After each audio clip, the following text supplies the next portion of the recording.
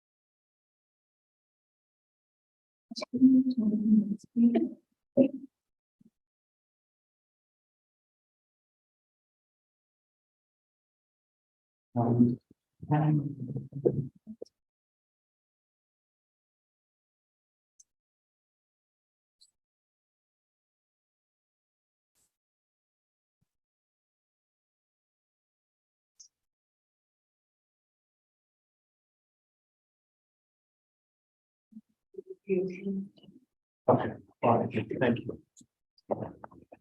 Okay. All right, so thanks very much to the organizers for including the paper on the program. This is joint work with Allan Timmermann at UCSD and Jonathan Wright at Johns Hopkins. My name is Simon Smith. I work at the board, and so the usual disclaimer applies. So if we move to the next slide. So today we're going to talk about the Phillips curve, and specifically we're going to be looking for time variation in the Phillips curve.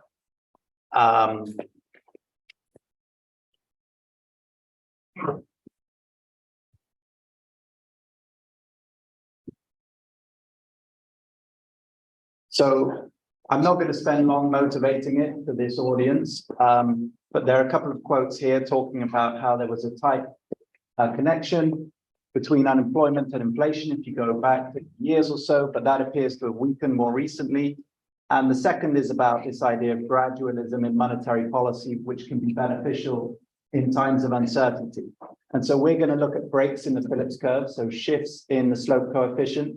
And at the end, if we have time in this talk, I'll talk a little bit about what those imply for optimal monetary policy. So if we go to the next slide.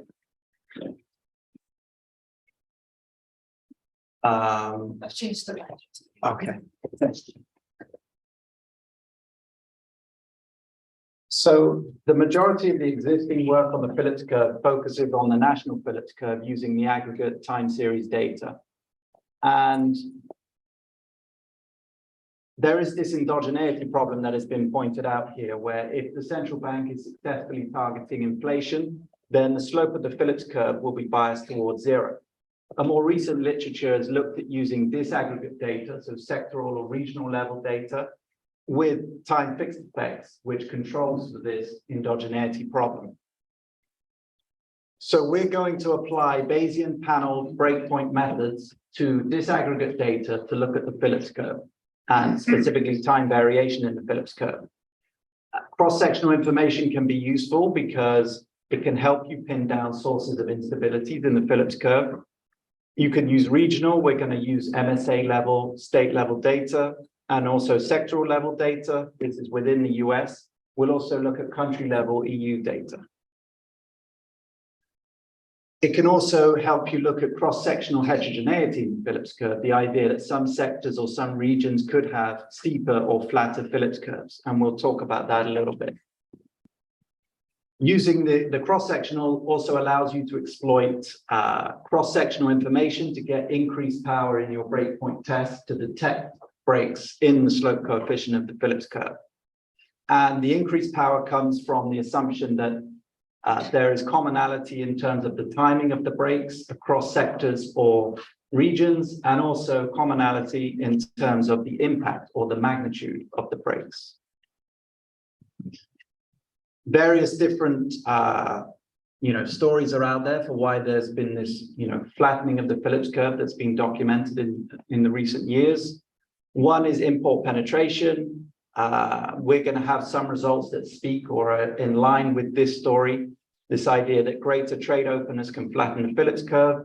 And there are other stories out there like declining rates of unionization and inflation being low and stable for a long period of time, reducing the need for workers to pay attention to inflation for things like wage bargaining. So the data, we're going to look at multiple different data sets. First up, we'll look at industry level data within the US. This is going to be 16 PCE price indexes, quarterly data going back to the 1950s. We'll also use CPI data, CPI level 3, 31 different industries, quarterly data going back to the 50s as well. We'll look at a wage Phillips curve where we'll use average hourly earnings for the 50 states and DC. This will be quarterly data going back to 1980.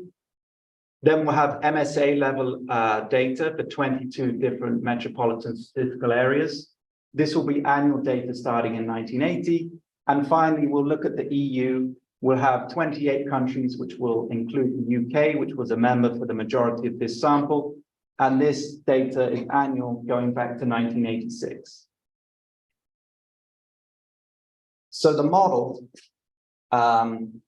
is essentially a Phillips curve model, which is allowed to shift at an unknown number of times, which is K. So K is the parameter that we estimate, which is the number of breaks, which could be equal to 0, in which case it would just be the standard, no time variation, constant across the sample, Phillips curve setup.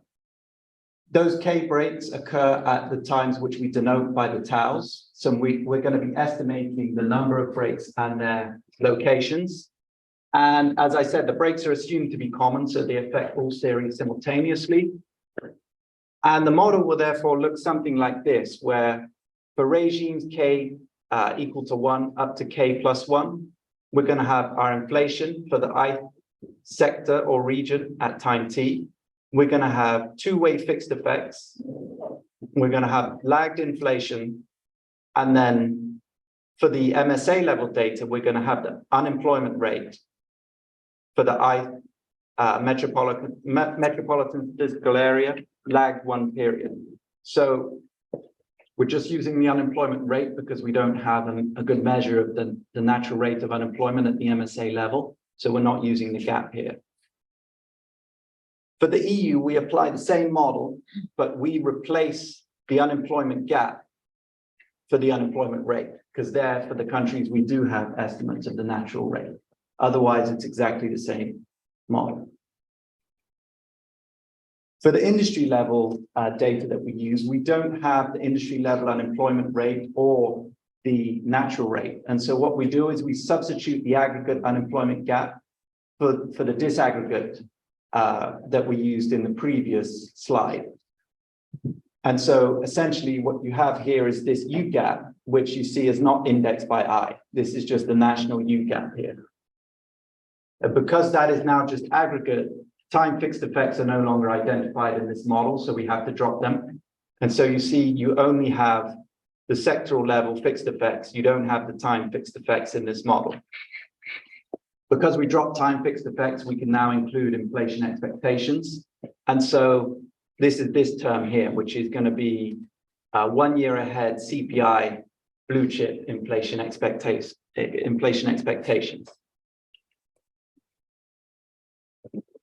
So that's what the model looks like. This is a Bayesian panel breakpoint procedure, so we need to specify some priors. So we have a Poisson prior on the regime duration, which assumes that breaks occur on average every 20 years. And so regimes can last longer, they could be shorter, but on average, we would expect them in the prior to occur every 20 years. In terms of the regression coefficients, we use standard normal inverse gamma priors over our regression coefficient. And we have hyperparameters that are specified so that this is relatively uninformative, these priors. I'm not going to talk about the details of the estimation procedure in this talk, but it's essentially a multi-step MCMC algorithm that estimates the number of breaks, the timing of breaks, and then the Phillips curve coefficient in each of the regimes that you have separated by those breaks. And it will go round and round, many iterations on this MCMC loop until you gradually converge to the target distribution. And more details of exactly how this algorithm works can be found in this paper. So to look at some results, so we'll start off with the PCE industry level data. This data goes back to the 1950s, and we find evidence for two breaks here. So the first break is in 1972. The Phillips curve slope steepens from -0.5 to about -0.9 after the break in 1972.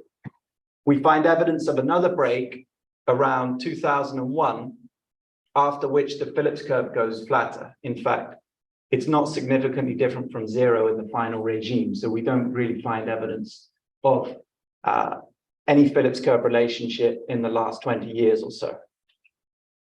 If you were to ignore breaks, you would get the estimate that is in the final column here, which essentially is kind of like an average across the three regimes. And so this is, if you ignore breaks, if you don't account for this time variation, you wouldn't identify this steepening and then subsequent flattening that you have in the Phillips curve. Next, we drop food and energy industries, so just using core industries, and we find that the same basic pattern, except the Phillips curve is less steep in the first two regimes than it is when we include food and energy sectors. Finally, we break this out into goods and services. And here, again, we find the same basic pattern, the steepening in the early 70s, and then a flattening around the turn of the century. But we see, of course, that the Phillips curve slope is quite a bit steeper in the first two regimes than the services Phillips curve. Moving to the MSA level results. Here, the data only start in 1980, so we can't identify this break in the early 70s, but we still identify a break around the year 2000, where we see a flattening in the slope of the Phillips curve, albeit less pronounced than we saw for the sectoral level data. Next, we break out these MSAs into two groups based on a paper by the BLS, which estimates the rate of import penetration at regional level within the US. And then we assign basically the two groups as above or below the median rate of import penetration. And then we just estimate the Phillips curve using only those MSAs. And here we see essentially no flattening for those that have the below median rate. And almost all of the flattening is coming from those that have the above median rate. And so this is in line with the stories that we discussed at the beginning about the greater trade openness can flatten the slope of the Phillips curve. Next, we look at nonlinearities.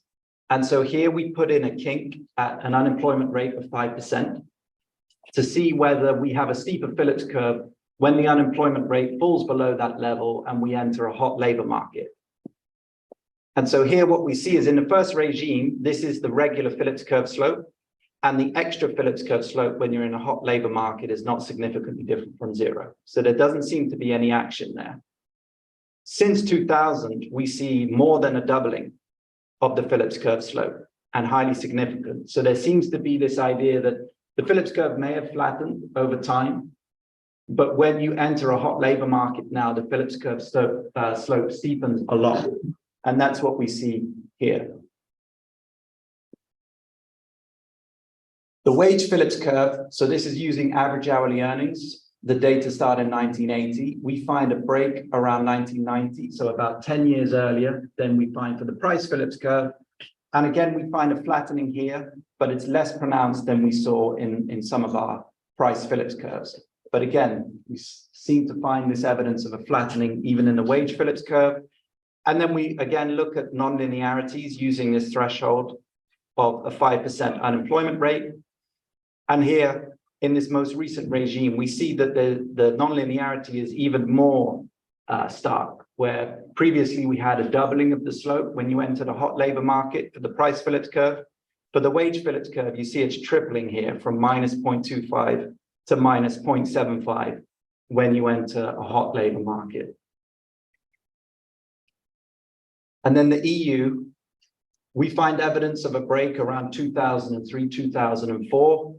And here we find that the flattening of the Phillips curve is quite pronounced. So it goes from about minus 0.7 to about minus 0.1. So very strong evidence of a flattening of the Phillips curve for the EU. And again, we see this in both services and goods, but more of a flattening in goods than services, which would be consistent with this idea of greater openness to trade, which we would expect to flatten the goods Phillips curve more than services Phillips curve. And again, when we look at nonlinearities, we again find evidence that when we enter a hot labor market, which is defined as a U gap lower than minus 1.5% here, we find that the Phillips curve becomes active and becomes steep when you're in a hot labor market. So aggregate implications of this. So on the left-hand side, the red line is inflation less long-term inflation expectations. Okay, so it's a CPI annual inflation minus the long-term CPI expectations from SPF. And then the black line is our MSA level US Phillips curve estimates, including the breaks, multiplied by the national unemployment gap to get this black line. And what we want to look at here is whether there has been any missing disinflation during the Great Recession or missing reinflation in the subsequent recovery years. If that were the case, we would expect to see the black line run below the red line around the Great Recession and then run above the red line in the subsequent recovery years. We don't really see that. We see the black line more or less within the bounds of the red line, which is consistent with results from Nakamura and Steinson, where you find that there doesn't appear to be any evidence of missing disinflation around the Great Recession or missing reinflation in the subsequent recovery years. The next exercise tries to explain some of the run-up in inflation during COVID. And so here what we use is our non-linear Phillips curve using the MSA data. So this Phillips curve that's steeper in a hot labor market, combined with this higher estimate of the natural rate of unemployment taken from work at the New York Fed, which suggests that the natural rate has been higher due to unusually strong wage growth in recent years. And when we use that, we get this dashed black line. And this is what our model implies combined with the U-star estimates. And so this can explain almost 50% of the run-up in inflation that we've seen since COVID. And so, you know, this idea that nonlinearities in the Phillips curve can be useful to explain the recent surge in inflation. Of course, we don't have any food or energy terms in our model. And, you know, there was a lot of movement in food and energy commodities. And if we included those, we might be able to explain even more of this run-up. The right-hand side does the same thing using the EU data and our estimates. Again, we find the black line doesn't fall below the red line and then go above. Consistent again with this idea that there is no missing disinflation or reinflation implied by our model. And the final part of the paper talks about optimal monetary policy. I'll just touch on this briefly as I don't have long left. But essentially what we want to do here is combine our breakpoint estimates of the Phillips curve with corresponding estimates of an IS curve, which has no breaks.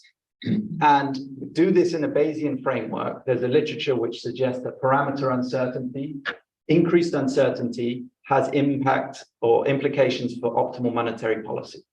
And so what we want to do is run this with no breaks in the Phillips curve and then with the breaks in the Phillips curve and see how the results differ. And so it's just a standard model here, the Phillips curve and an IS curve, and the central bank is minimizing this loss function using a very simple policy rule. Okay, and this implies a VAR of this form where you can rewrite it just like this.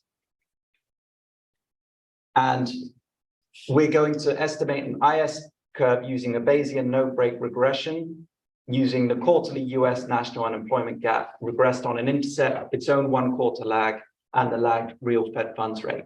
And then we'll plug in the posterior draws of the Phillips curve and the IS curve in order to find these policy rule estimates that minimize the central bank's loss function. And so these are the results.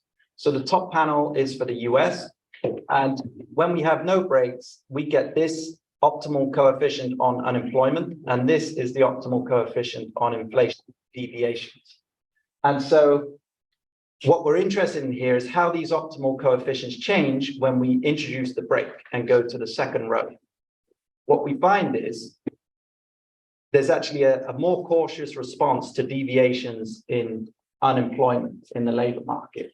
And so this is consistent with Brainard's conservatism rule and the opening quote that we saw at the beginning from Christine Lagarde, suggesting that in times of uncertainty, it pays to move carefully and for slower optimal monetary policy.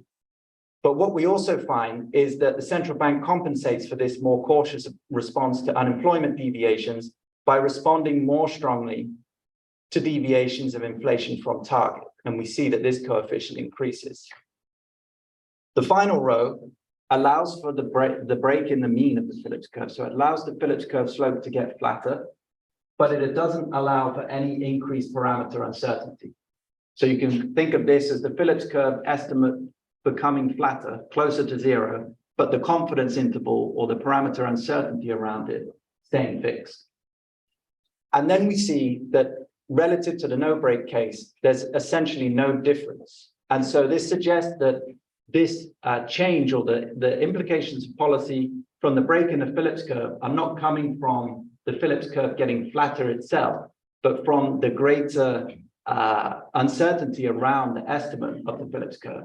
So the policymaker is not certain what the true estimate is, and so they respond more cautiously to unemployment deviations, and then they compensate for that by responding more aggressively to inflation deviations from target. The bottom panel does the same thing for the EU, and we find the same basic pattern. So to wrap up, we've estimated a disaggregate Phillips curve using panel data and recent Bayesian panel breakpoint methods in order to pin down time variation in the slope of the Phillips curve.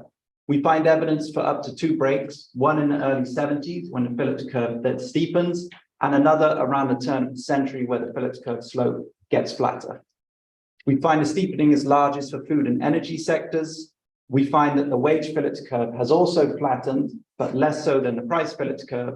And ignoring breaks can cause the steepening of the Phillips curve in tight labor markets to be underestimated.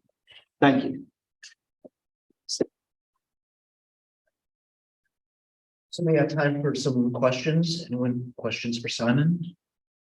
We do. Just a quick comment, because of maybe sounds pedantic a bit. So you estimate equation is called Phillips curve and talk about slope, but this is not a structural interpretation, right? So this is just a correlation between the two variables here, inflation and employment, and then slope can change because many things, because monetary policies change, because shocks are different in the economy, right?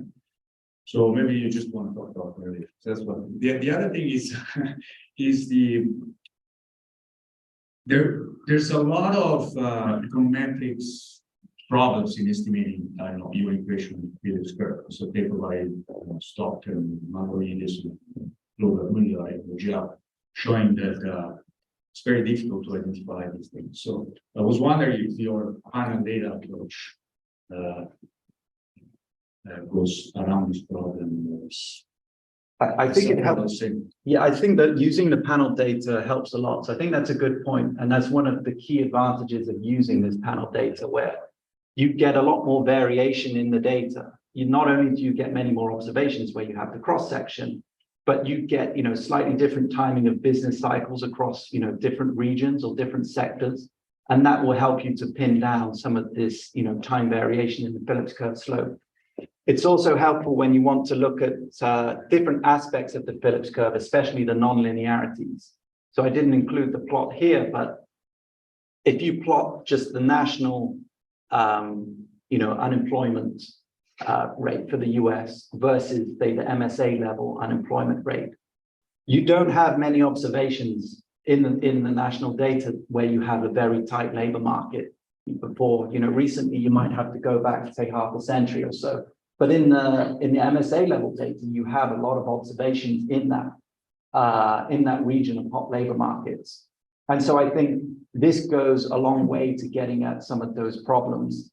And of course, we do include the time fixed effects in that approach, which can absorb things like the changes in monetary policy across time, as people like Nakamura and Steinson have pointed out. So I think that's a good point. And I think that's one of the key reasons we want to use panel data to do this.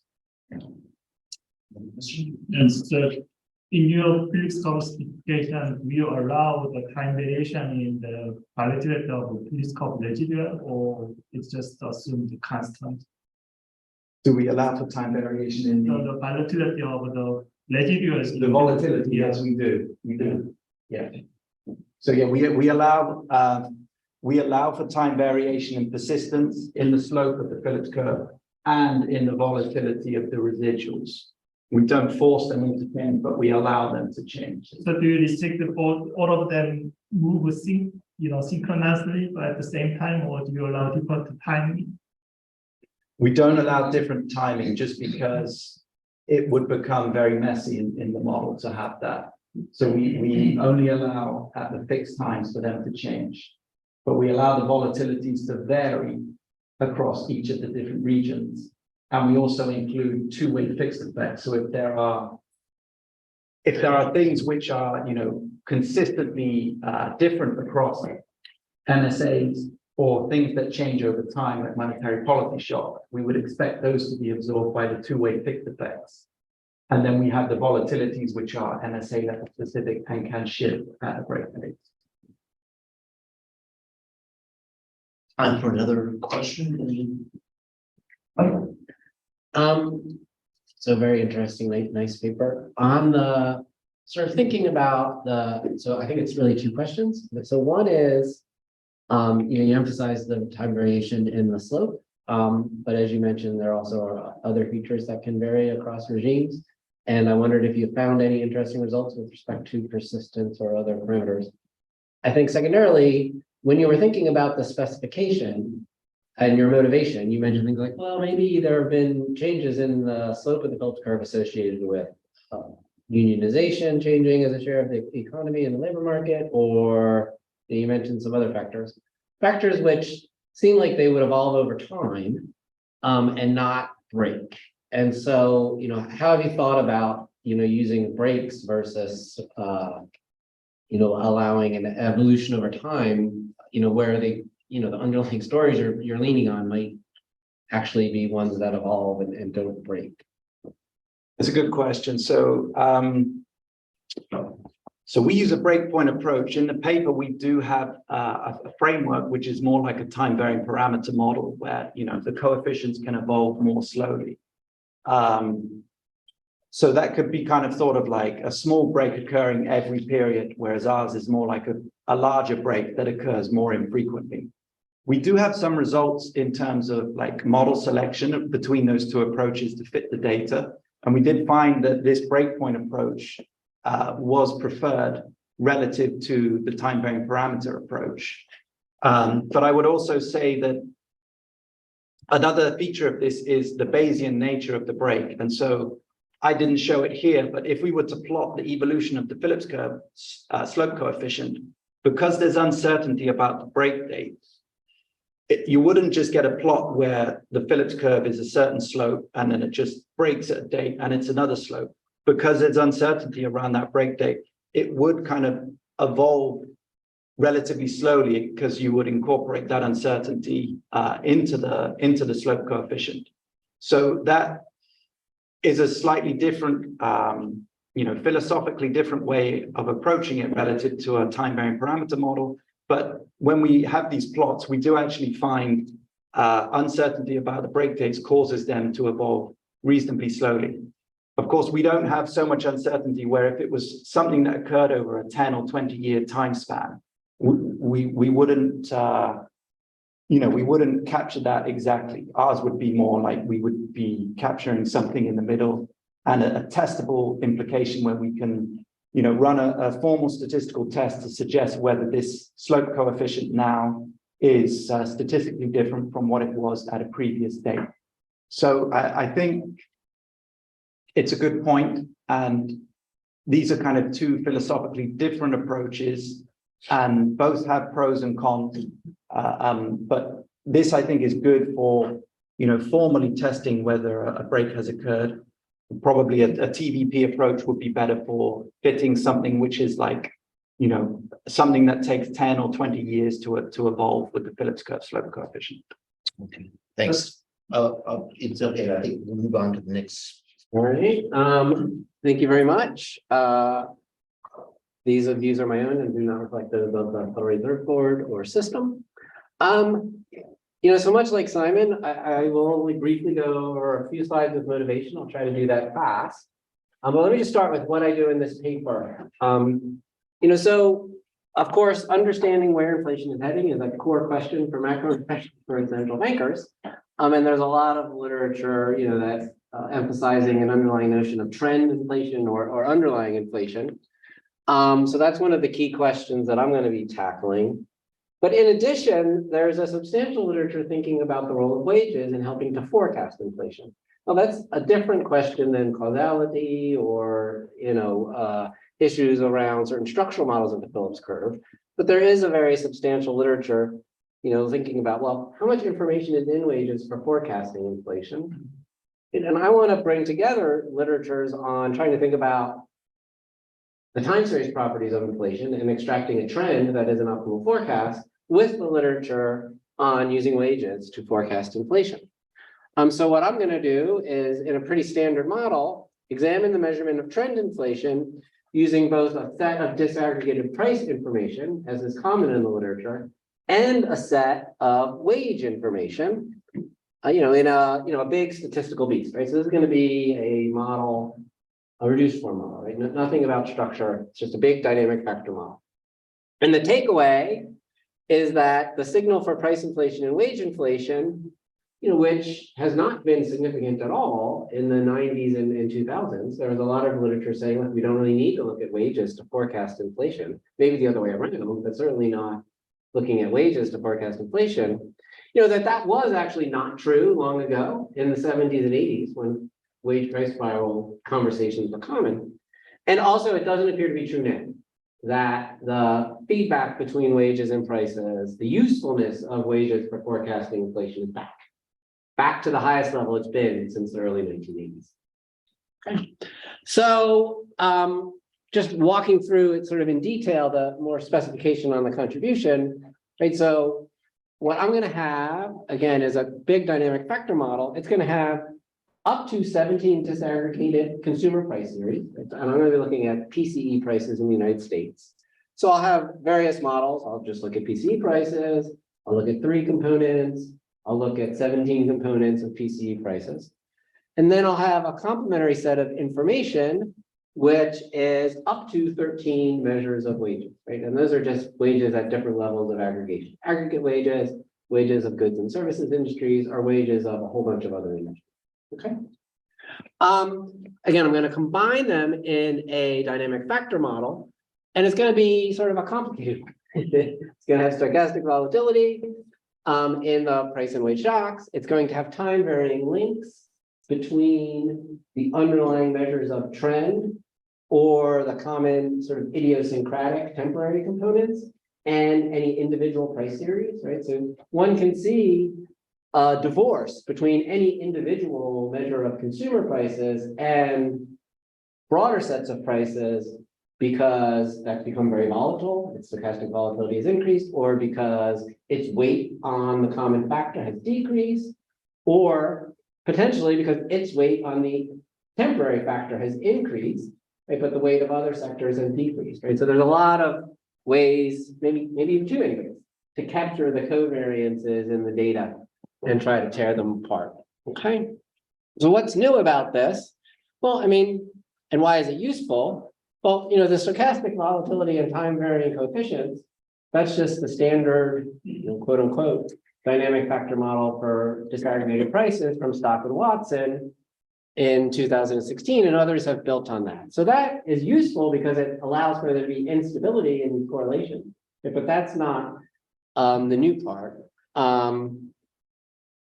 What's new is bringing in measures of wage inflation and then looking back at the historical record and saying, well, gosh, people used to think that wages were really important for prices, right? And I'll talk about that literature in a minute. And then in the 2000s, we're like, look, this is just not helpful. These are not actually useful for forecasting. Like, and what this statistical model is going to allow is for the data to speak and say, well, is that what emerges in the data? And, you know, maybe we can then connect that to the why. This isn't necessarily about the why, right? This is about understanding the data, but you need to understand the data in order to get to any why. Okay. And the flexibility of the framework, right, by allowing there to be a rich source of time variation, right, can say, well, you know, today doesn't have to look like the past, right? But maybe it does, and in what ways, right? And in particular, what we'll see is today may look like the past, it may look like the early 1980s, and there being significant feedback between prices. Okay. So I'm really not going to go through motivation. You know, there's some quotes from policymakers, you know, et cetera. But, you know, maybe just to look at some of the data that helps us think about what the model will say, right? So this red line is core inflation in the United States. This orange yellowish line is average hourly earnings, which is the measure of wages that goes back a long time periods in the United States. And then this blue line is the ECI, which is available for a much shorter time period, an alternative measure of wages. What one sees, right, is, and we all know this, that in the late 1970s and early 1980s, there was just really strong correlation between wages and prices, right? Inflation got high, and the Volcker disinflation brought it down, and there was a lot of commonality. We're not talking about correlation, we're not talking about causation, right? But there's a lot of commonality. They moved very strongly together. Okay. And then what happened as we exited the 1980s, right, in the mid 1990s, is there was a productivity acceleration, right? And nominal wage growth was divorced from nominal price growth, right? We all know that story. It's a common story, right? But this is why, you know, this divorce right here is why when one estimates, and I'll talk about that later in a minute, a price wage curve, one doesn't, a price wage Phillips curve in a forecasting way, not a structural one. One gets that the lags on wages just aren't helpful, right? Because there's this time variation in the relationships, right? You would need to incorporate other factors, and then the model gets really complicated. And so the literature tends to say it's just not useful. Okay, so maybe just for those of you less familiar, that was a lot of the motivation. For those of you less familiar with this literature, let me just speak to like sort of what it's doing and what it's connecting to. So as I said, when I think about the set of prices and wages that I'm doing, I'm using not just aggregate prices or aggregate wages, but a bunch of cross-sectional information, right? And that's because when we're trying to extract underlying trends in price inflation, for example, the literature has emphasized that it's useful to smooth in two directions. It's useful to smooth across the cross-section, and it's useful to smooth over time. And that's what this model is going to do. It smooths across the cross-section by looking at many series, right, and saying, well, how much weight should I put on the individual series? There's a long literature on that, right? There's looking just at core inflation and excluding food and energy. And then there's the literature, you know, emphasizing things like a median inflation or trim mean inflation, starting with Bryan and Cicchetti, right? Those are cross-sectional ways to extract the underlying trend, right? And then there's the literature just on using the time series, right? No one really looks at like, what was inflation last month, but you smooth over time. What was inflation over the last 12 months?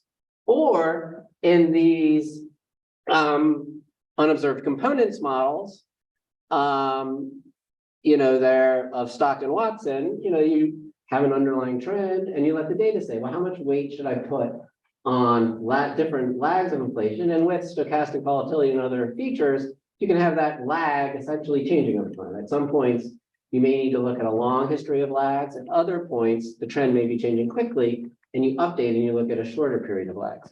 And so what I'm doing here is just sort of combining that cross-sectional and time series information, but adding in wages, okay? And the reason I'm doing that, right, is both the sort of policy question, right? Christine Lagarde last week saying, look, we seem to be in a moment where wages are feeding through to prices in Europe, but also the literature, right? That in the 1980s, right, there's a classic paper by Blanchard that talks about, why a wage price spiral would emerge. And why did he write that? Because that's what people thought happened, right? In the decade prior to his writing that paper. Right? But then there's a lot of empirical work in what I'll call sort of the Brookings Phillips curve tradition, right? This reduced form price, wage, unemployment Phillips curve of Bob Gordon, and then many authors across the Federal Reserve System, where they say, look, what you need is a price unemployment rate Phillips curve. Putting wages in there doesn't help you at all. It's not useful for forecasting. And that's just a very strong finding, from the late 1980s, through recent years, that useful forecasting equations in the United States for price inflation don't include wages, okay? So that work finds little role for wages, right? But that could be because of instability, right? And so I'm gonna have a model in which there are rich sources of time variation and try to detect whether there are discernible movements in the role of wages that relate to how we actually understand the economy, where I think there is a broad understanding that there was a lot of feedback in the 70s and early 80s, and then we can ask the question of what do things look like today? Okay, so here's the model. In a longer presentation I'd have, and there's an equation on the next slide, I'm just going to blow through the equation. It has a lot of features, okay? So the model is a multivariate, unobserved component, stochastic volatility model with outlier adjustments, okay? That is a mouthful, okay? So, right, the multivariate, unobserved components model, right, that's just a standard model, common filter, put a bunch of data into the series, into the computer, it extracts underlying things in the model, right? Underlying trends and idiosyncratic components. You add to that stochastic volatility to account for changes in the volatility of the series. There can be trivial or non-economic reasons why that's the case. Like, for example, the price series that I'm using, there are important changes in the methodology of how those series are put together over time. And you can just look at a chart, and there are series that go like this, and then in a year they start going like this. Right? And that's because there was a methodological change. And the computer is going to figure that out, right? Because there's stochastic volatility, but then there may also be like underlying economic reasons, right? Why volatility is higher or lower in certain periods, right? And so, there's a large literature with that model, Stock and Watson, Gleason Watson. I have a paper. There's a whole bunch of papers. The model also has outlier adjustments, right? If you look at consumer price inflation and you look at what happened after 9/11 or during the global financial crisis, there are certain quarters where there were unbelievably huge changes. They didn't reflect sort of normal Phillips curve things, right? They were the destruction of the World Trade Center and how that accounted for in the national accounts. There were issues related to financial services and the failure of banks and how that affected sort of imputation of consumers' consumption of financial services, and just a one-time real move. And then there was COVID, right? And if we're going to look about recent years, we really do want there to be, look, you can just ignore COVID if the model doesn't like it, right? If it's too abnormal, throw that data away. And so the presence of outlier adjustments will allow that to happen, right? So this model, again, there's a big statistical model. It has nothing to do with inflation per se, right? So same model was used by Del Negro and Otrek in 2008. They use it for international business cycle, right? It was just, and that was just a lot of co-movement across a bunch of different countries and economic activity.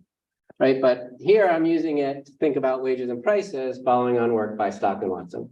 And so this is the equation, but I'm just gonna, ignore that. That has all of the pieces in there that I just talked about. The important thing, because we'll get to another equation, is that X are the data, right? That's the prices and wages, price and wage inflation. They're J series up to 17 price and up to 13 wage series. Okay, the data is going to be from 1973 to the end of 2022. That's when average hourly earnings start at a detailed level in the United States. And one thing that's, will emerge from the data is that wages are important. And if you look at this is like a signal extraction problem. If you look at the data, right, wages are a lot smoother than any of the consumer price components once you go down to 17 levels, right?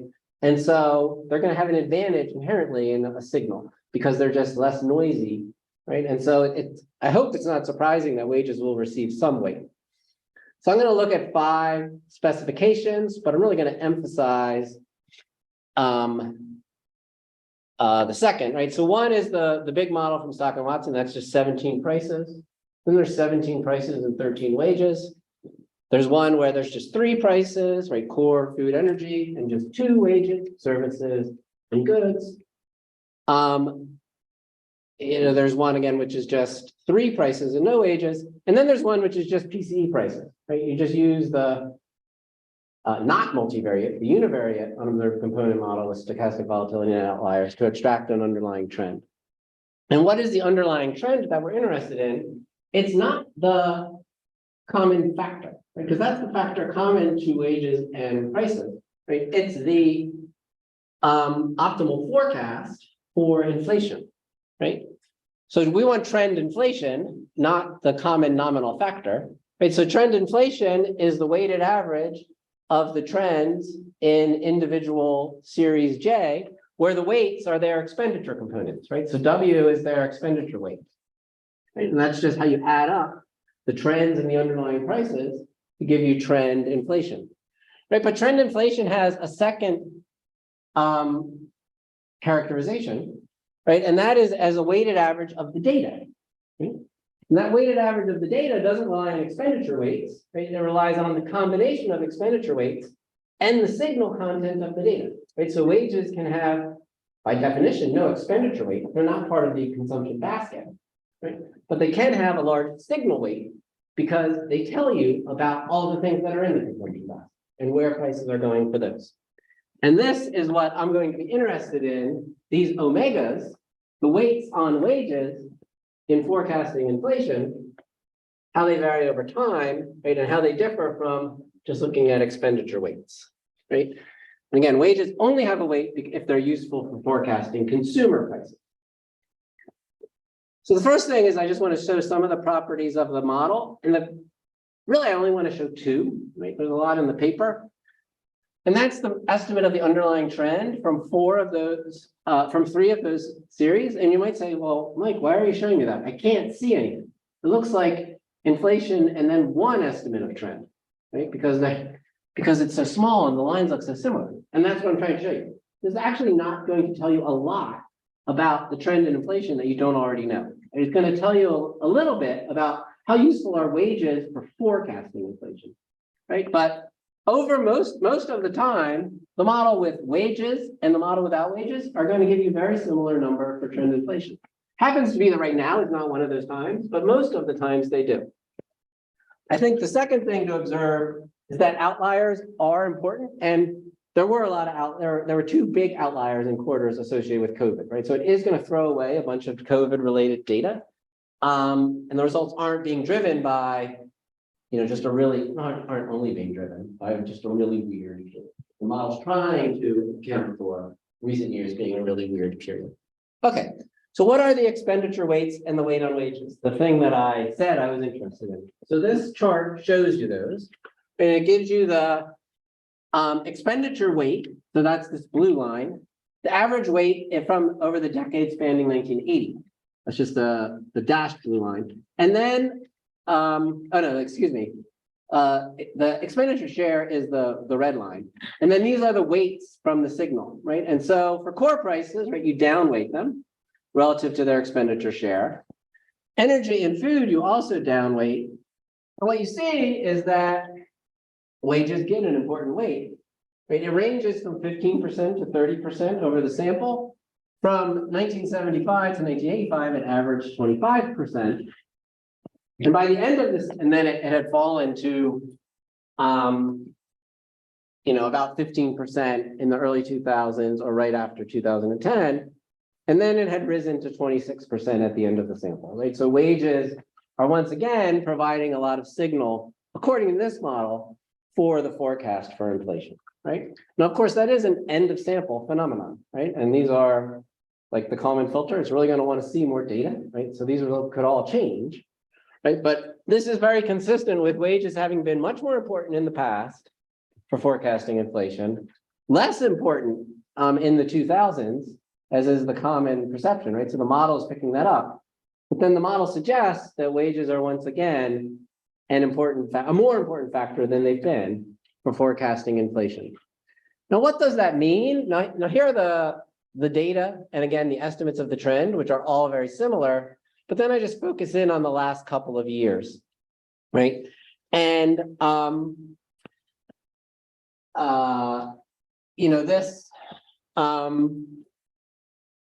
these are various estimates of the trend that don't use wages. And then this right here, these smooth lines are the estimates of the trend that look especially at wages. And what you see is that even the 17 price model, it found it really hard in recent years. And it thought trend inflation, rose to about 6 and then fell to about 4, right? Whereas what the wage model shows or thinks is that trend inflation rose to about 4.5% in late 2021 and sort of stuck there, right? So at this end of sample, the wage lines are relatively smooth and the other lines are relatively volatile, right? So this is the wage line. It just gets stuck here at 4.25%. Okay. There's some stuff on the confidence intervals around that. I want to end with, how helpful actually is this for forecasting?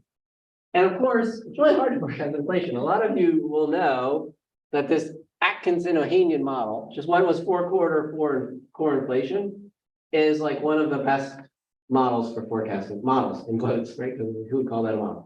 One of the best models for forecasting inflation. Okay. And in fact, in Stock and Watson's RE stat paper, where they use this big multivariate component model only for prices, right? They're like, well, we have this model, but actually the Atkinson-Ohanian model is the best model. Like it dominates all the models we presented, but I guess, nonetheless, they thought the multivariate model was useful. Here, what we find, right, is that the best fitting model for forecasting inflation at a 4 or 8.25 horizon is one of the models with wages. Although over the period from 1995 to 2022, in this pseudo out of sample forecast, it's still the case that the Atkinson-Ohanian model is the best model at a 12-quarter horizon, right? So it's just really hard to forecast inflation. But in general, these wage models are doing a little bit better than any model except the Atkinson-Ohanian model at any horizon. So it's clear that wages are helping. But again, these mean square forecast errors, look at these numbers. They're really close to each other. These are not statistically different. None of these are statistically different from any of the others. Okay. All right. So what did I find? What did I do? Right. I examined in a big statistical model the role of wages for forecasting price inflation. Okay. It was a complicated model. It had lots of features, consistent with the literature. Now, in contrast to previous research, there are periods where wages are important for forecasting inflation, right? They're not the 2000s, right? They're the late 70s and early 80s. And then, according to the model, now. But again, that's an end of sample result, and those are more speculative. Okay. But of course, it's also the case that the forecasts from all of the models are very similar almost all the time. Almost all the time, they're actually very similar to what Atkinson-Ohanian said you should forecast, which is just what was inflation over the last core inflation over the last 4 quarters, right? So, one doesn't want to overstate how much information is added, by looking at wages if you're interested in inflation forecasting. All right. Thank you, Michael. For some questions, if people have any questions. That, Can we draw some policy conclusions? I mean, it's rather concerning that the usefulness of wages in forecasting inflation, nowadays is the same as in late 1970s or early 1980s. Would you say that the model allows us to let's say draw some not conclusions, but some lessons on the wage price interactions? So, I mean, of course, that's why I titled the paper, back to the 1980s or whatever I did. I think that in part that's to get attention. I mean, I do think one has to be a little bit careful. So I would say that these sort of results suggest that one should take seriously the possibility that the inflation process is different than the stable process we saw from, I don't know, 2000 to 2019, and that some adverse feedback loops have developed. So I do think the results suggest that's a possibility, and then one that we should take seriously. At the same time, the model is perfectly consistent with the following developments, right? That wages actually have no usefulness for, no causal role in driving prices. But you have sort of a pure price unemployment relationship. But that, wages eventually catch up because, real wages are what matter and they'll want to make up any erosion. But that prices are measured with error, right? And so they have signal, but not perfect signal. And because prices are actually causing wages, right? Wages are useful for forecasting inflation. There's no adverse feedback loop, but there's just been a large nominal shock to prices, and we need to figure out how big that has been and understand how that's going to play out. But it's not some change in dynamics and some change in spirals. It's just there was a big shock, data is noisy, and you should use as much data as you possibly can. And wages is part of all the data that you can to extract that sort of nominal factor. And that would be consistent with a more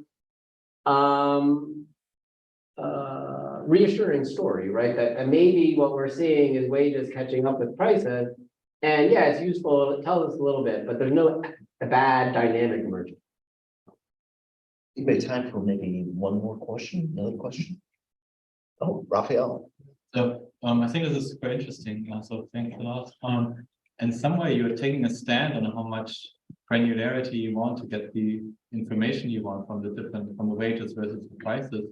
So perhaps it's interesting to go to different levels of granularity, right? You said you get more smoothness in one series and there's more noise in the other, or maybe there's more we can learn. I don't know if you've looked into this. What do you think about that? You're taking a stand, right? How it's optimal in some sense. Well, so I think what I'm doing is taking a stand on what's useful and what's computationally convenient. I think that's an important consideration. But this is there's a fairly significant number of parameters being estimated, and they sort of, grow in a nonlinear way as you add more series. And so there's this trade-off between using more data and what you think is a sort of useful set. And in principle, it's even not hard to go to about 200 plus price series in the year. It would be harder to go to more wages, actually. The wage data is not as good. But in principle, download easily from the BEA, 200 plus PCE price indexes. I think that would probably be a mistake because what you do is you slow the computer down massively. This is a big, I didn't go through the estimation details, but this is a big Bayesian MCMC thing, and the model would explode in size. It's pretty complicated in a way that I think taking a stand. That's probably not that helpful, but it also is definitely extremely inconvenient. Like the big model takes a day and a half. Computers are pretty fast now, a day and a half to run, maybe a little bit less. And if there were, that's with only 30 series. If there were 230, it would be a lot longer.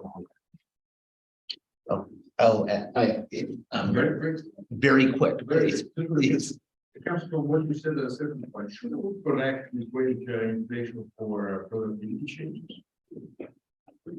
I mean, it would be really nice to have much better wage data. I mean, the wage data is not nearly as good. It's not nearly as detailed as the price data. And unfortunately, right, even if we improve it, it's not going to help for these sort of time series because we're going to only improve it going forward. We have some measures of productivity level productivity. Yeah, so I mean, you could have a dynamic factor model, right, of not with just nominal factors, but add in real factors, right? And that's definitely possible, right? And you could also add like a business cycle factor and put in unemployment things. I mean, none of those things are in there. This was purely, there's no Phillips curve, right? This was purely prices. So. That was all right. Well, again, thank you, Michael. Now, our next speaker is Conny who will be talking about Greenflation. Thank you. Thank you very much for including my take on the program. It's called Greenflation. It's going to David Vestin, and there's a usual disclaimer here that applies. Okay, so I would say that by now we know that humans affect the climate by emitting greenhouse gases into the atmosphere, and that this contributes to global warming. And because of this, some countries and regions have started to introduce policies in order to reduce their emissions. I mean, actually, most have not done that, but a few has, and particularly the European Union, which I will talk more about. In the central banking community, this has led to fear of greenflation. So we will here mean by that term, mean the upward pressure of inflation that would result from a green transition, because any serious green transition would need to increase the price of fossil fuels. So that's increasing energy price, but we may also need to switch to more expensive alternative sources. I think the term was first mentioned by ECB's board member Isabel Smadu in 2022. So against this background, we posed two questions. What are the real and inflationary implications from a green transition, and how should monetary policy react during such transition? Okay, so we're gonna set up a new Keynesian model. We went for, I've seen some papers on this, and they typically build very complicated models. We went the opposite way and built the simplest model we could think of. But we had to, of course, include energy in production and energy consumption. Wages and consumption goods prices will be sticky, but the energy price we will assume to be fully flexible, which we think is reasonable on a, say, quarterly level. We'll use uppercase letters to denote nominal prices and lowercase for real prices. The green transition in this setting will be implemented with a carbon tax. I will have the European Union in mind. They have a program. I will talk about it in a second, but they use actually a quantity restriction, but from a theoretical perspective, it can be identical. We went with a carbon tax. I can mention some of the results already here, and that efficiency over this transition requires, these are now real prices, and this G is the price of consumption goods, and the real wage will need to go down, will need to decrease, and the price of energy, the real price of energy will need to increase. And this can be achieved in two ways, either if energy is not used in production, or if one more price is flexible, then we will get efficiency. Otherwise, there will be deviation from efficiency. And we show that how big these deviations are, they come down to two parameters, basically. One is this gamma parameter, which will be the importance of energy in production. And the other one is the size of the carbon tax, and more specifically, how aggressive the green transition is. If it's very front-loaded, so you increase the tax immediately, then you get deviations from efficiency. But if we calibrate this model to data, this parameter is very small. We all know energy's share of income is about 3 to 5%, so it will be close to zero. And if the program is somehow sophisticated, the tax will be phased in, and then there will be very small deviations from efficiency. We also show that monetary policy should look the increase in the energy price and let CPI increase. CPI will then peak below 1% above target, so very limited greenflation. Okay, so that's what we find. Now I will tell you something about the moment. But because of time, I will not show all equations. So we have a representative household that consists of different labor types. And this household consumes consumption goods and energy services. And the reason we have these different labor types is because we want to introduce the possibility of sticky wages. So this is a standard assumption that goes back to a paper by Ertzegeral from 2000. Now I will show you some equations on production. So this is now, this Y is production of consumption goods. And we use a CS formulation because in previous work I did with John Hassler and Per Crusell, we thought about what a production function looks like that takes energy as an input. And we found that a function like this can work fine.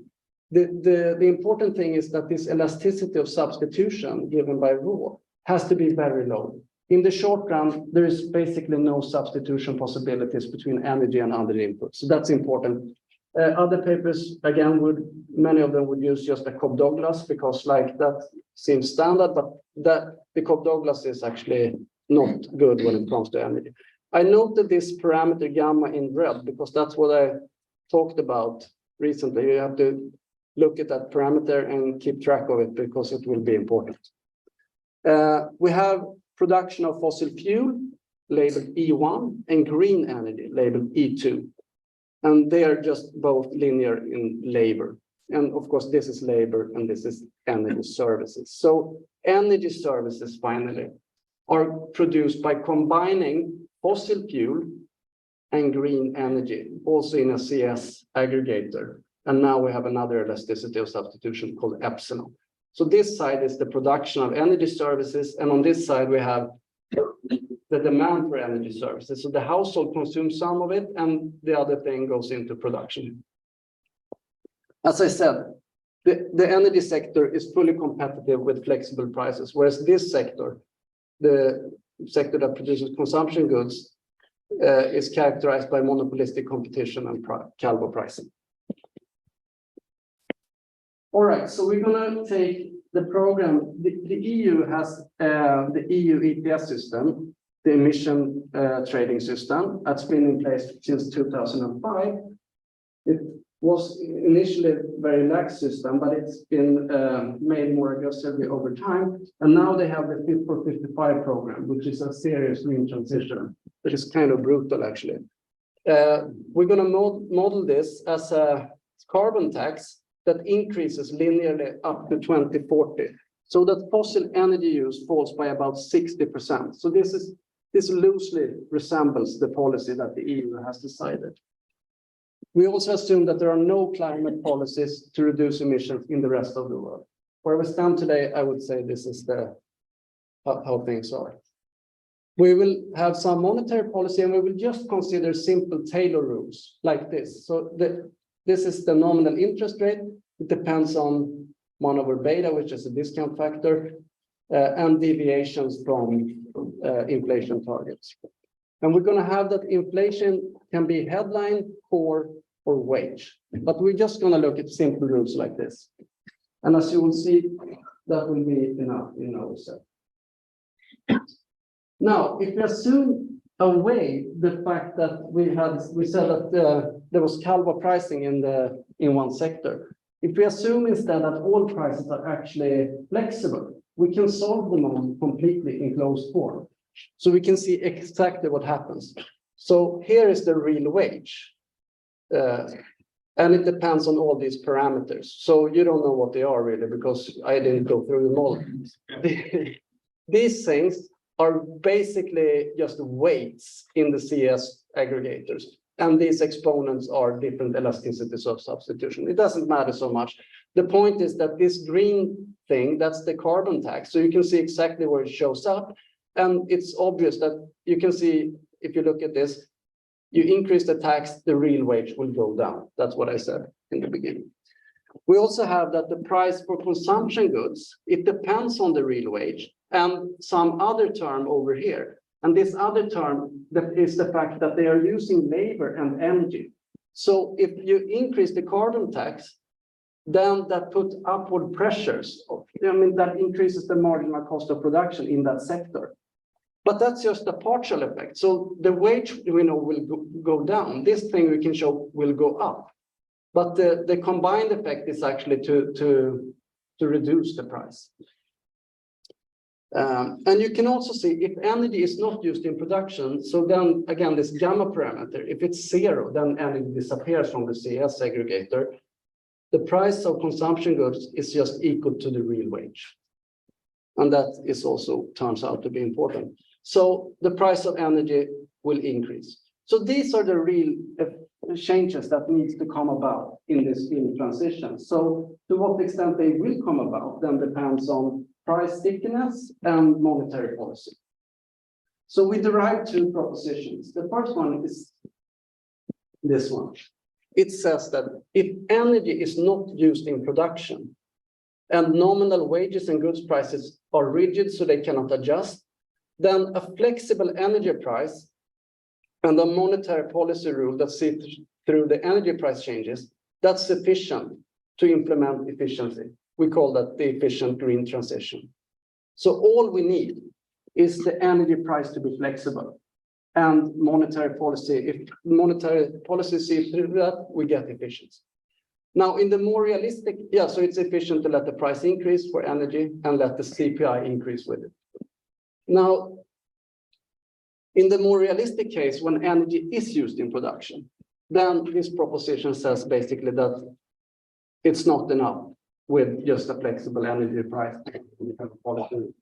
That's it, because then there will be deviations. So how large will they be? So as I said, it comes down to these 2 parameters, the weight on energy in production and how aggressively this tax is introduced. So when we calibrate the model, and again, this I have a paper that I published with, as I said, with John Hassler and we worked on that for about 15 years. So I'm kind of confident that we got something out of it. And we say that a parameter should be something along these lines in order to match the data. It will match energy's share of income, and it's about 3 to 5%, the payments that go to energy. So, you know, if it's not used in production, gamma is 0, otherwise it's 0.03, so it's very small. And in this European system, the Fit for 55 program, the tax is phased in. So there are very small changes at each point in time. So that also contributes to very small deviations.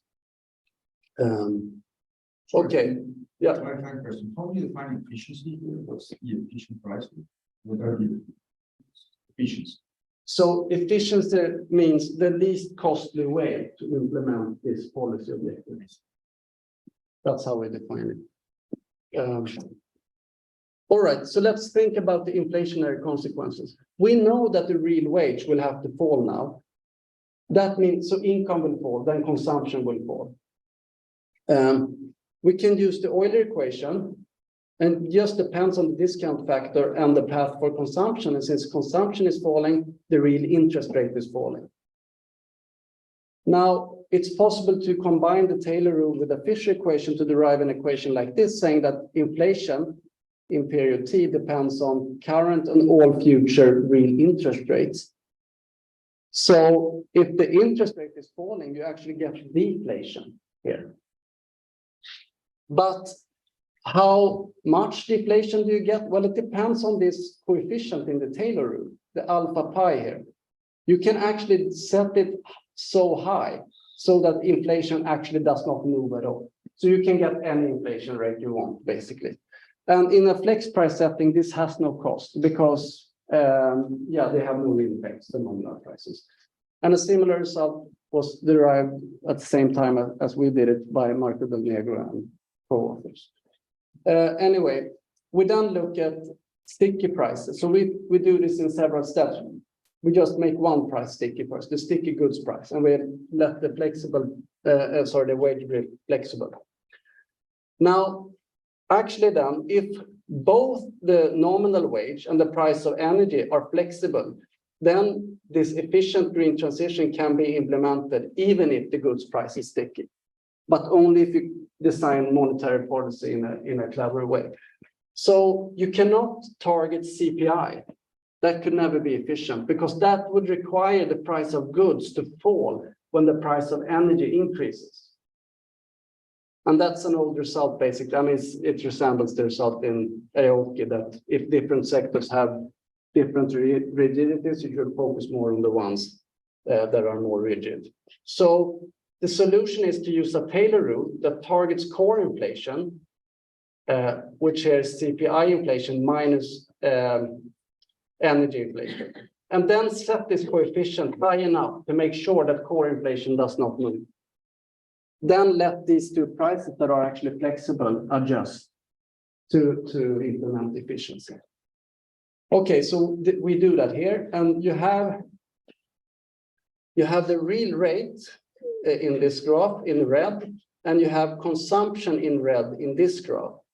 And these red lines are with flexible prices. And then we also show in black here and in blue here, the rate in the real rate and the consumption path you get with sticky goods prices. And you can see they are identical. So you implement efficiency. You replicate the flex price solution. Now, here we have core inflation, which I said we should set the coefficient so high that so it doesn't move. So it doesn't move. The green one is energy inflation, and the black line is now CPI inflation, and it peaks at 0.5% here in this setting. So it remains low, and it's not really costly because we're replicating efficiency anyway. Now you can do a similar experiment and have the wage being rigid instead, and the goods price being flexible. The same logic applies, so I will not go through it. You will get similar, not exactly the same numbers, but you will get similar results. You can replicate efficiency, you get an increase in CPI that is modest. So let's look at the third case where sticky goods prices and sticky wages. Then I said with the proposition, if we don't have energy in production, then all we need is a flexible energy price and a central bank that sees through the increase in the energy price. That's enough. So it doesn't matter if both of them are sticky. But in the more realistic case, we have energy in production. And then the price of energy can adjust either so you get these two prices correct, or these two prices correct, but you cannot get all three correct. You only have one price that can move. And now the price of goods and the wages, they are different, so it can't match both. So in this case, monetary policy has to accept that either the nominal wage move or the price of goods, or both. So we use a Taylor rule that takes into account both core inflation and wage inflation, looks like this. And we look for coefficients here that get close to efficiency. And this is what we find. And again, the red lines replicate in these three graphs represents the flex price equilibrium. And the black line here, and the blue line here, and the blue line here, they are the ones with sticky prices. And actually, in this case, they are not the same. There are deviations. They look the same because the deviations are so small. I said there will be small deviations, but there are deviations. I think here there are some deviations around the kinks, basically. So very small deviations from efficiency. The CPI peaks around 0.8%. And we set this coefficient in this case so that the wages do not move, and then let core inflation increase somewhat.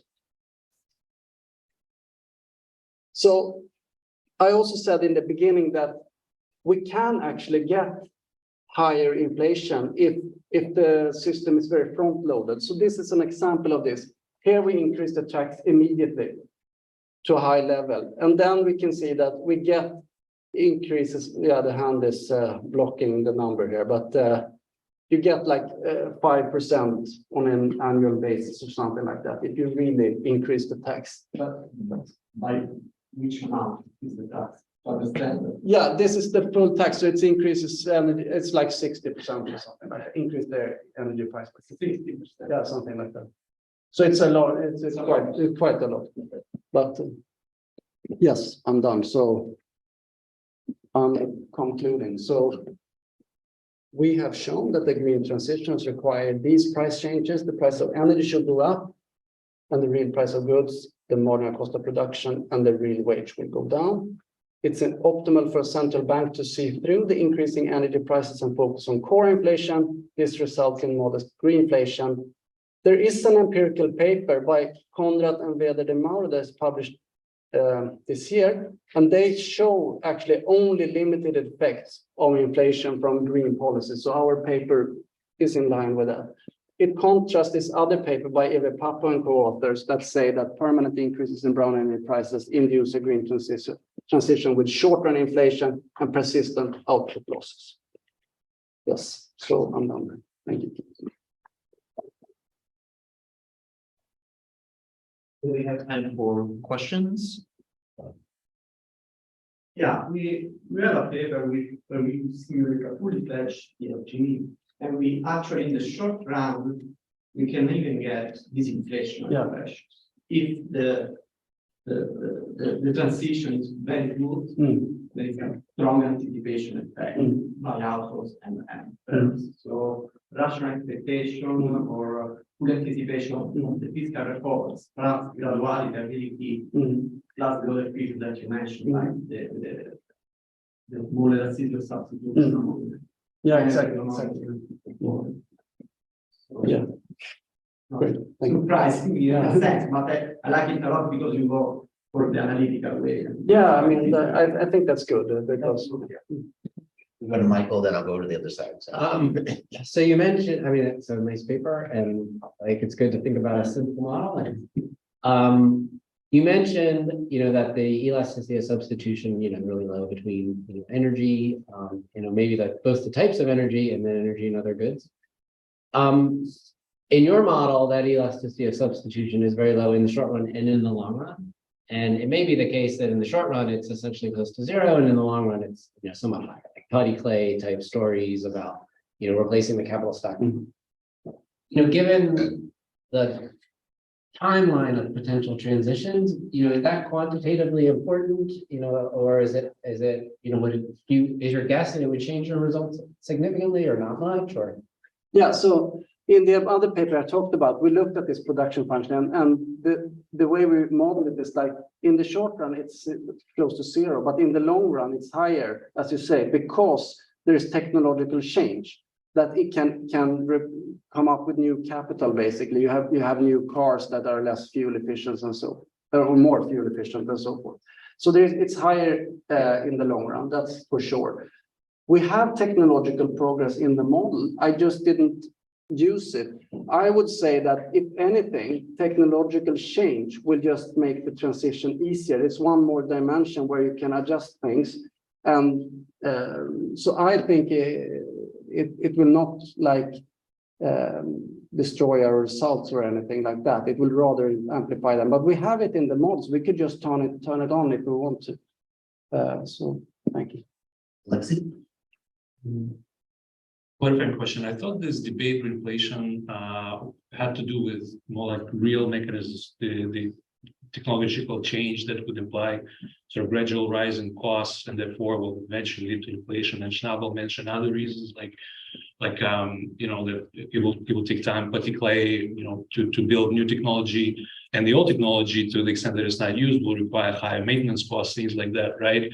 But your mechanism is completely opposite to that. It's a nominal adjustment mechanism that, after level shock to the price will last only as long as sticky prices last. So to me, it sounds like sort of by your modeling choice, you're focusing on something that is very different from that other debate that has to do with the view of how long, how much costs will rise, and eventually that will be lead to inflation. Well, I might be confused, but just I don't know. I mean, it was a speech based on Schnabel, and it's like mentioning different reasons. And she makes distinctions between Greenflation is just one term. She has post-inflation, Greenflation, and climate-inflation, and so forth. But we bunched some of these things together, and I mean, we have green energy in production of green energy in the north. Like that's all that is more costly to produce. You can have it like that, but will those costs increase as we go? That I'm not sure of. I mean, generally, you have technological progress to make these costs go down, I think. So I don't know. I mean, maybe I don't understand the question fully, but I think some of these things could be incorporated into the framework. I hope so. Was it quite, yeah, and then I'll get you next round, yeah. Very interesting paper. I was just wondering on the expenditure share of energy production, how much should the results change if you increase that a bit? Because our understanding is that while the direct use of energy potentially is small, the indirect use, if you think about its use by upstream sectors, it is indirect use in the network is probably much higher. So how would that change if you double this or? Yeah, I don't know, but the only thing I know at its point is that the deviation from efficiency depend on that parameter, so that they will be larger. What it implies for inflation, I don't know. I mean, it's very easy to check, of course, like the models analytical basically. So, but I can't give you an answer. Yeah, so I think this is very interesting, especially I appreciate the simplicity from which you systematically think about this. I think so I have two questions or comments. So one is, I think when you have large changes, you might probably get not only endogeneity in the types of capital use, but also in the adjustment mechanism for prices and wages. You see nonlinearity. So here's a little bit right now with inflation. I don't debate about nonlinearity in Phillips curve and so on. So this might help you probably even get closer to a fixed price. Yeah. So I don't know if you thought about this. And then the other thing is also, if you step away from the aggregate, there is a lot of heterogeneity on the production side. Right? Some sectors are very energy intensive. I think this connects to this network idea. So I don't know if you thought about. I obviously want to keep it simple for good reasons. I mean, I'm interested. I'm interested in the big picture in the end, right? So if those things are important to affect the aggregate, I could take them into account, but I'm not interested in them per se, personally. Other people might be so, but I'm interested in the bigger picture. So, but I mean, of course, it could be important. That's the point of it. We have time for one more question. If there's another question, yes. So just a comment, your results are also consistent with what the IMF found in like the BO chapter 3 in October last year. They use the global macro model for energy transition, and they also find that climate transition will be mildly stagflationary. So 0.1 to 0.4 percentage points inflation, and some output loss. Okay. And the greater deposit, the more you delay it, and if you go stop and go. But I think the size they assumed was a little bit smaller than what you have. Okay. Oh, I will look at that. Thank you. Connie, thank you very much. And we move on to our final speaker. Dennis Bonam, and we also talk about global supply chain pressures, inflation implications for monetary policy.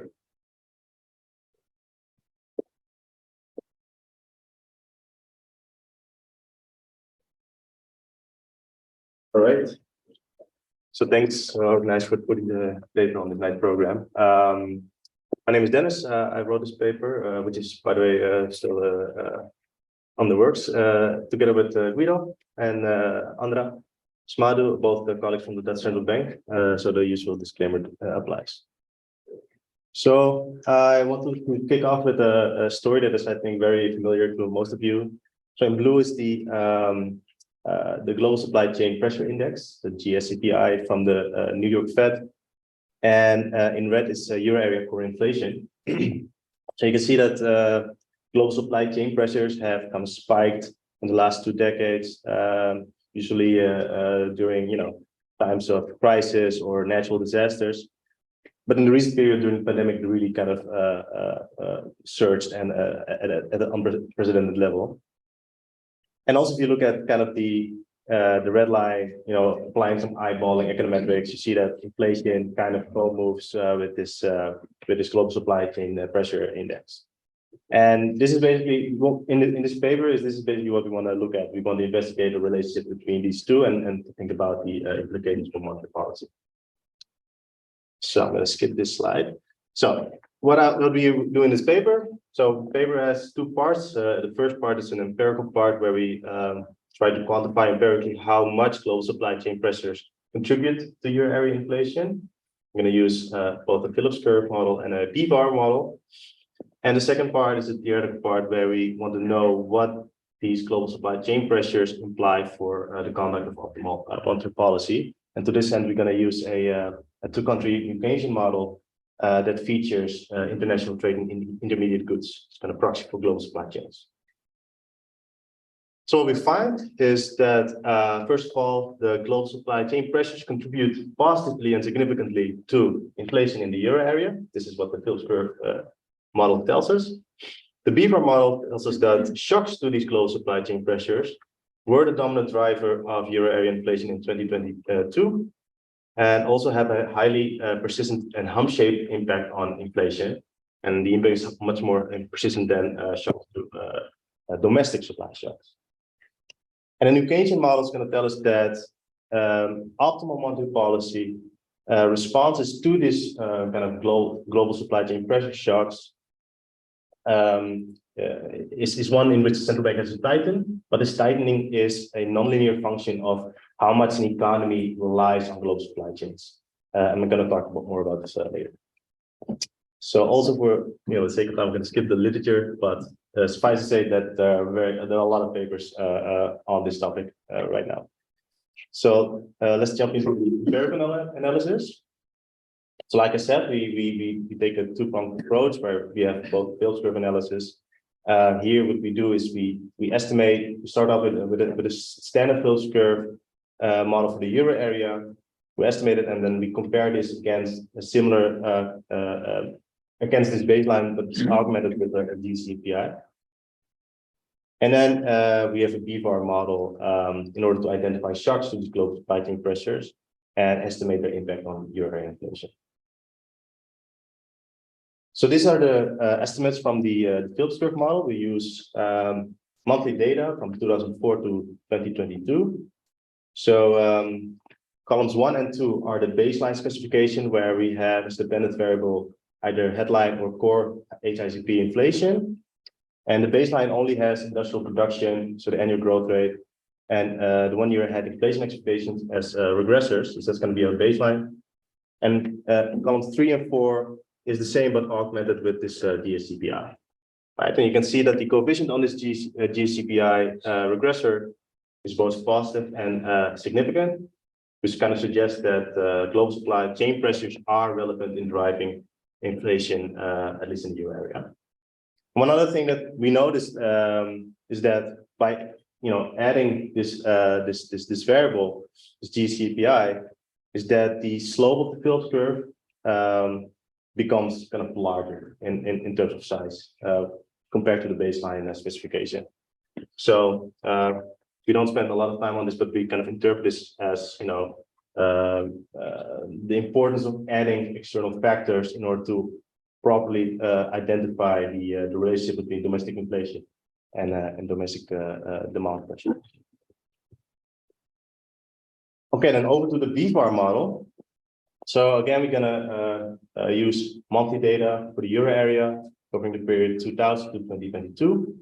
We have 5 variables in the BEVAR, 4 of which are euro area aggregate, so industrial production, core inflation, the 10-year OIS rate is going to capture the monetary policy stance, and the real effective exchange rate, and we're going to add the GSCPI. Now, we are mainly interested in the shocks to these global supply chain pressures, right? But in order to kind of build a narrative and in order to kind of assess the relative importance of this particular shock with respect to other shocks, we also identify other shocks as well. So we identified 5 shocks. We have a demand shock, two types of supply shocks, so a domestic and a global supply shock, and monetary policy shock and exchange rate shock. And so we're going to impose sign and zero restrictions in order to identify these shocks. And these restrictions are, based on standard theory. Demand shocks raise both output and prices. Supply shocks move output and price in opposite directions. And the way we try to kind of distinguish between domestic and global supply shocks is by imposing that domestic supply shocks have no contemporary effect on the GSCPI, whereas the global supply shock has a positive impact response on the GSCPI. Okay. Yeah, and then the other restrictions are kind of standard, I guess. Then on top of these sign and zero restrictions, we have 4 narrative restrictions that we impose in order to kind of further discipline the parameter space. So the first is that demand shocks have a negative sign in March and April of 2020 to capture the onset of the COVID pandemic. The second is that global supply pressure shocks have a positive sign in March 2011 in order to capture the natural disasters in Japan. Relatedly, we're going to impose that the largest contribution to the forecast errors of the GSCPI in March 2011 are due to shocks of global supply and chain pressures, as well as in April 2020 and November 2021. And finally, the largest contribution to the forecast errors of the 10-year OIS rate in January 2015 is going to be attributed to monetary policy shocks in order to capture the announcement of the ECB's asset purchasing program. So having this before, this is what it spits out. So this is the historical shock decomposition for euro area core inflation. So the black line is core inflation deviation from its historical mean. And the colors are the different contributions from the different shocks. So focusing on the green color, these are the contributions arising from the global supply chain disruptions. So here I'm just going to talk about kind of the end of the sample, where you can see that the largest contribution of the inflation surge, the recent inflation surge, arises from this global supply chain pressure shocks. So I guess if I remember correctly, in the second quarter of 2022, contribution was around 80%. As the global supply chain pressures have receded since then, the contribution has fallen a little bit. Yes, sir. Just look, where is energy? I thought there was a huge surge. I thought the euro area surge was essentially all energy, but it was a significant energy driven. Yeah, we also have in an appendix energy in there. Not sure how much it changed the results, but the contribution is still quite large arising from the global supply chain pressures. But we do indeed have also in the Phillips curve analysis, we also have energy in there as a robustness. But this kind of contribution from the global supply chain pressures, at least in our model, still holds up. This is for core inflation. Core inflation, yeah. Excluding them. Yeah. So, okay. Oh, sorry. Okay. Yeah, sorry. This is a core long day. Sorry. Okay. Actually, yeah, it was 4%. So these are the impulse responses from core inflation to the global supply shock on the left, and the domestic supply shock on the right. So what you can see is that the response to the global supply shock is a lot more kind of persistent, and hump-shaped as well than the response to the domestic supply shock. Again, we do not investigate this explicitly, but we conjecture that this hump-shaped response might have something to do with things like second round effects, that lead to an increase in input prices on a more aggregate level, the inability of firms to set up new supply chains in the short run, perhaps also kind of prices that along the supply chain that respond gradually. But this result does imply that even if global supply chain prices are receding, as we are seeing now, the impact on inflation, on core inflation, might still be quite long lasting. So to sum up the empirical part, as I've shown, the global supply chain pressures contribute positively and significantly to euro area inflation, and shocks to these global supply chain pressures were the dominant driver of core inflation in the euro area in 2022. and have a highly persistent and hum-shaped response, impact on inflation. Okay, then moving on to the theoretical model, where we look for investigating implications of these types of shocks for monetary policy. So the model is a very plain vanilla New Keynesian model for a two-country economy, two countries being home and foreign. You can think of Benigno 2009 as sort of being the template for this model. So in both home and foreign, we have a central bank that targets domestic CPI inflation and the output gap according to a standard Taylor rule. We have households that decide on how much they want to consume, save, and how much they work. They consume both home and foreign goods, and they hold both home and foreign bonds. Whenever they accumulate foreign bonds, they incur costs. So there's a risk premium related to international financing. And then there are firms. There are two types of firms. There's an intermediate goods firm that is perfectly competitive. There's a final good firm that is monopolistically competitive and faces price setting friction a la Rothenberg. Now, the one thing that makes this model not so plain vanilla is that the final good firms uses both home and foreign intermediate goods in order to produce the final good. Okay, so because this is an important feature of the model, let me spend 2 slides on it. So the firm sector, I'm going to focus here on the home country, but for the foreign country, it's kind of symmetric. So as I said, there is an intermediate goods firm that produces the intermediate good X using this very simple linear production function. ZA is the productivity shock, N is labor. And then the final good, YH, is a composite of the home intermediate good and the foreign intermediate good. Actually, this function is a lot like yours. I also highlighted the thread of interest, but this I do it blue. So the phi parameter is just the illicit substitution between these two, the home and foreign intermediate good. And the gamma is our main parameter of interest, right? So this measures the share of foreign intermediate goods used in the production of home final goods. Now, the reason why this gamma is important is because it creates a direct link between foreign input prices and domestic marginal costs, and therefore inflation, right? Okay, so we have this additional cost channel here that is going to pop up in the Phillips curve, essentially. So how do we model or how do we approximate global supply chain pressures? Well, when we set gamma bigger than 0, it implies that the economy relies on global supply chains, right? So the higher is gamma, we say that the higher is the participation in global value chains. Now we're going to approximate global supply chain pressures by a negative shock to foreign productivity. So the intuition is that if there is a negative foreign productivity shock, then the supply for intermediate inputs falls. And this means that there are less inputs available for the production of home goods, right? So here we speak of global supply chain pressures. And obviously, the severity of these pressures are going to be determined, among other things, by this gamma parameter. Okay, so these are the impulse responses of a selection of home variables to this global supply pressure shock for different values of gamma. Now, if gamma is 0, this is the solid blue line. If gamma is 0, then this shock kind of looks like a demand shock in the sense that both output rises and inflation rises.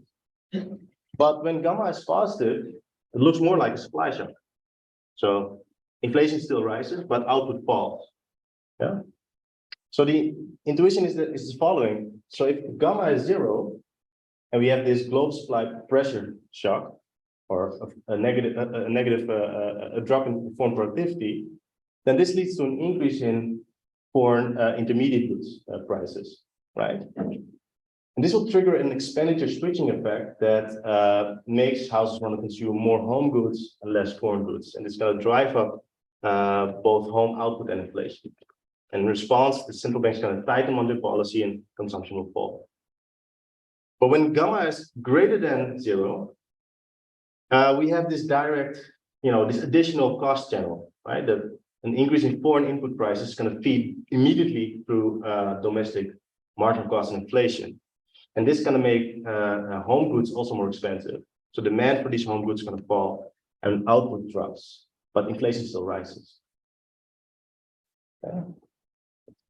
So to sum up, if the economy faces a global supply pressure shock, if it relies more heavily on global supply chains, so the higher risk is gamma, the stronger is going to be this cost channel, the greater is going to be the rise in inflation, and the larger will be the drop in output. So faced with this type of shock, depending on how big this gamma is, monetary policy is going to face a trade-off between stabilizing inflation and output. Yeah. So what about optimal monetary policy? So here I show again the response of home variables to this same shock, but now setting gamma equal to 0.3. The red dashed line is the one that you already saw. So this is the case where the central bank follows the standard Taylor rule. The blue line is are the responses under Ramsey optimal policy. And the main takeaway from this slide is that compared to the Taylor rule, the optimal policy favors stabilizing inflation over stabilizing output. Now we're interested in how this how the aggressiveness of the monetary policy, the optimal monetary policy response to the shock depends on gamma, which we show here. So this figure shows the impact, peak, and cumulative response of the interest rate, the home interest rate, to a global supply chain pressure shock for different values of gamma, which is measured along the horizontal axis, right? And I just showed you the case for 0.3. And as you can see, there's clearly a nonlinearity, right? So if gamma is below a certain threshold, in a country that is even more exposed to global supply chains requires the central bank to respond more aggressively to a global supply chain shock. Why? Because higher gamma implies a higher cost channel, a stronger impact of foreign inflation on domestic inflation, and the central bank wants to fight this inflation. However, if gamma is sufficiently high, then this trade-off becomes less favorable, right? This trade-off between stabilized inflation and output. And so the central bank has to be more cautious and respond less aggressively to this global supply chain pressure shock. In this graph, it's the same, but we also can consider different values of this phi parameter. Remember, phi measures the elasticity of substitution between home and foreign intermediate goods. And as you can see, the higher is phi, so that the more easily it is for firms to substitute away from the more expensive foreign intermediate goods to the less expensive home intermediate goods, the more favorable this trade-off becomes between stabilizing inflation and output. And so this allows for the central bank to have a more aggressive approach to tackling this type of inflation. Here I show a similar picture, but then varying eta. I haven't discussed eta, but it's the elasticity of substitution between home and foreign final goods, and we see the same pattern. And then finally, we focus on the degree of price rigidity. So here you see that as we make prices more sticky, the the welfare cost of foreign global supply chain pressure shocks increase, and this warrants a more cautious approach by the central bank, so a less aggressive monetary policy tightening in response to this type of shock. So to sum up the theoretical part of the paper, when a country relies heavily on global value chain, so if it has a gamma that is greater than 0, then a global supply pressure shock raises domestic inflation, lowers domestic output. Higher reliance on global value chains, so a higher gamma, worsens the trade-off to monetary policy between stabilized inflation and output. On the Ramsey optimal policy, we find that the central bank should tighten in response to global supply induced inflation, but this tightening is a nonlinear function of how strongly this country relies on global value chains, and also on some other parameters of the model, like substitution between domestic and foreign goods and the degree of price rigidity. So I close. All right, Dennis. So thank you for that reminder that energy is not core inflation. I'll go for other questions. Thanks. I find the paper very interesting. The fact that you point out the role of this global supply chain pressure. I'm puzzled on the interpretation of this supply chain shock, because actually, as you pointed out with the model, this can have different natures. This is what we, according to your examples, you pointed out that in some cases you can interpret like natural disaster inducing some supply chain pressure. In other cases, like demand after COVID inducing a pressure in supply chain. So it looks like more of a channel there as an exogenous shock, this example. So in this way of thinking, it seems that actually this can explain the fact that you can have this trade-off in monetary policy action in one case, and you don't have this trade-off in other cases. So it's just a comment to say that it's interesting and maybe can be somehow rephrased as how important is this channel to the transmission shock. So this is my take. No, fair point. I mean, this is clearly a reduced form approach to kind of capture these global supply chain pressure shocks, which I just fairly point out that in real life has many different kind of sources. And this is not what we capture. But yeah, good point of make it clear. Clarifying question. So, how do you calibrate your Z shock? Do you take that from your VAR? And the reason I'm asking is because, again, in this model, the responses you get are very persistent. Like you get them, like inflation is still alive after years, right? So I'm suspecting maybe it's because the shock somehow is extremely persistent, and I'm wondering if that's what you find in your VAR. But the other related concern is that you have a hump in your empirical estimate, but here you don't. But that was expected. And if you have any, so we didn't try to kind of match any data moments. So we just took standard, like a 1 standard deviation per shock with a 0.9 AR1 coefficient. But yeah, that would be nice to kind of see if we can calibrate the model in such a way that it better matches the BVAR model, including the hump shape. Yeah. So maybe a related question on the BVAR results. In your historical decomposition, it looked like the global supply chain shock was very important over the last 2 years, but actually that it was the most important shock overall of history. And if I just think like people weren't talking about global supply chain shocks as important for inflation until recent years. And so that sort of, to me, raises a little bit of a red flag of like, that you've discovered the most important contributor to inflation that no one knew about. It doesn't sound, so I just wonder about that result and, how to think about that. Yeah, no, fair enough. I mean, I was surprised as well. I think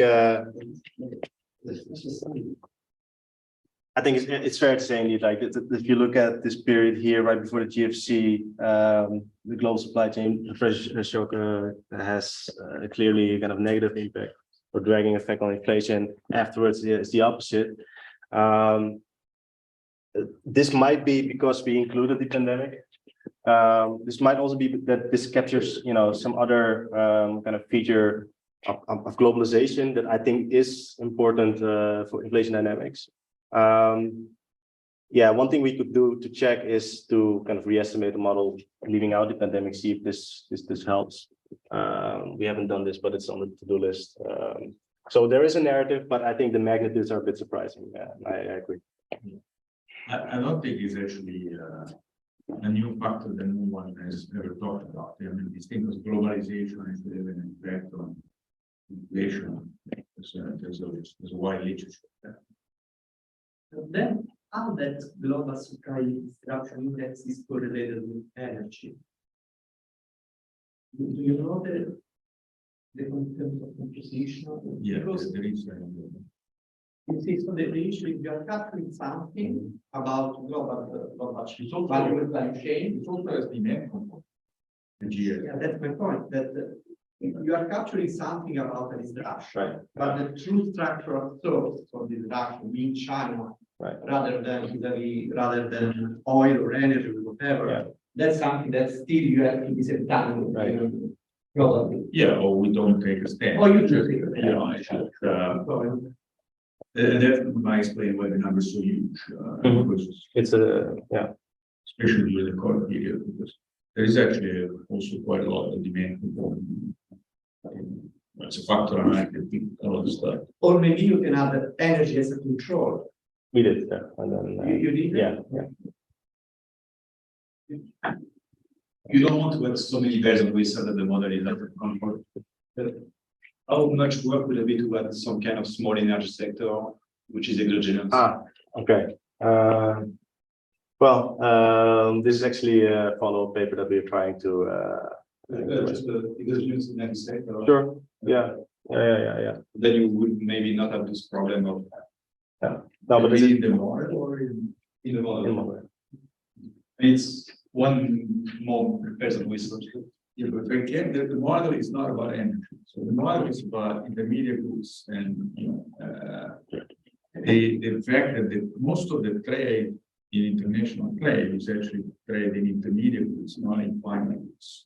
And this has been increasing a lot during the last 20 years. But then the question is, So that's what we want to capture in the market.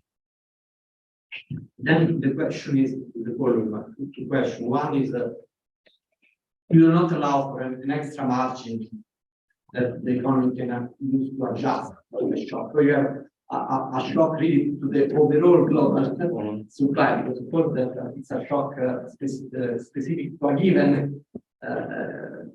international supply of one good, then there can be diversification in order to substitute one chain with another one. The second question, more strictly related to the new Keynesian literature, is the short-run pass-through. Are you assuming full pass-through? Produce a In the model. currency pricing, or local currency pricing? Because I think for the euro area, at least, a large component, large fraction of imported good living intermediates probably are priced in local currency, in euros. So at least in the short run, probably would kill the passion. You have to check. No, we have PCP, and on the first, I think, on the elasticity of substitution where we play around with, home versus goods, but It's not about the elasticity, it's really about you are considering a shock to the global supply, Right. affecting Yeah, the overall world one. yeah, so yeah, It's an upper bound. yeah, you cannot run away from it. It's not- I think in the empirical part, what can be interesting is to see actually, if you have natural disasters, maybe two natural disasters of a similar magnitude. In one case, you can have a big effect on global supply disruptions, like the one you mentioned. In another case, you may have not. So if you estimate this and you can engineer like switching off this channel, what can be the effects on inflation, or what can be the effect if you take into account this channel? But basically categorize the spikes and then see what the effects is of different types of categories. That's how I guess. Last chance. All right, well, let's thank all of our speakers. This is a great session.